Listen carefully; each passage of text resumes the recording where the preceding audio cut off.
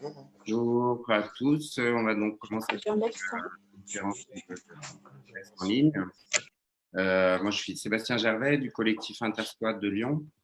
Et cette conférence de presse, elle est organisée par une convergence d'organisations, de collectifs qui ont tous rédigé récemment des appels, des lettres ouvertes et qui convergent depuis le 30 mai dans une démarche nationale et européenne pour une mesure de régularisation générale et inconditionnelle des personnes sans papier.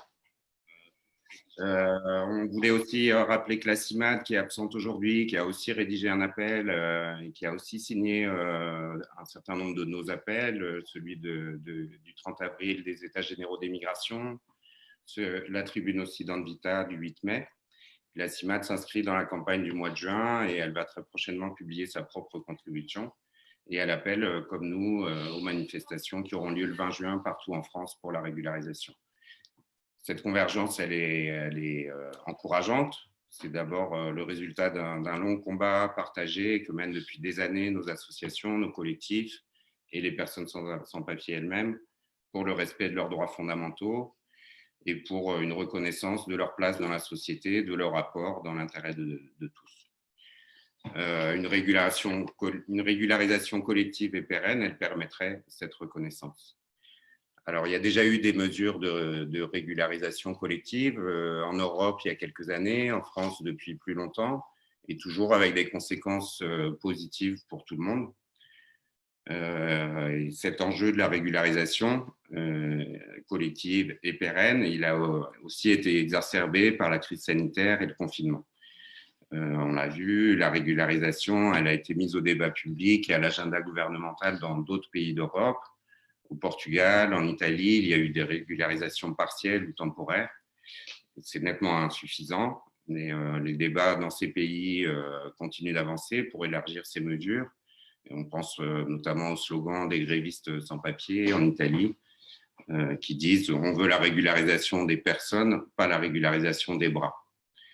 En France, malheureusement, pour l'instant, rien ne bouge du côté gouvernemental. Et c'est bien là l'objectif de notre campagne, c'est de mettre cette question de la régularisation collective et pérenne dans le débat public national et en lien avec des parlementaires, obtenir des décisions politiques de régularisation collective et inconditionnelle. Ce qu'on entend par régularisation inconditionnelle, c'est simplement l'exigence d'une égalité des droits pour toutes les personnes qui vivent en France. Égalité dans le travail, parce que beaucoup de sans-papiers travaillent pour vivre et contribuent à la création de richesses. C'est l'égalité dans la formation, dans la scolarisation, et on est loin du compte pour les jeunes mineurs isolés ou les jeunes majeurs qui vivent en France aujourd'hui. C'est aussi l'égalité dans le droit à la santé, parce que là aussi, on a assisté à une régression avec les 3 mois de carence pour obtenir l'AME qui ont été récemment votés. En fait, cette égalité des droits, c'est la reconnaissance des droits humains et des droits à une existence digne, tout simplement, et notamment d'un droit à la mobilité dans ce nouveau monde globalisé. Pour nous, le chemin vers l'égalité des droits, il passe par l'attribution de titres de séjour pérennes pour ceux et celles qui n'en ont pas, et de titres de séjour longs et renouvelables pour ceux qui sont dans l'angoisse, l'instabilité permanente des successions de titres de séjour courts à renouveler tous les 6 mois, tous les ans. En un mot, ce chemin vers l'égalité des droits, pour nous, il passe par la régularisation.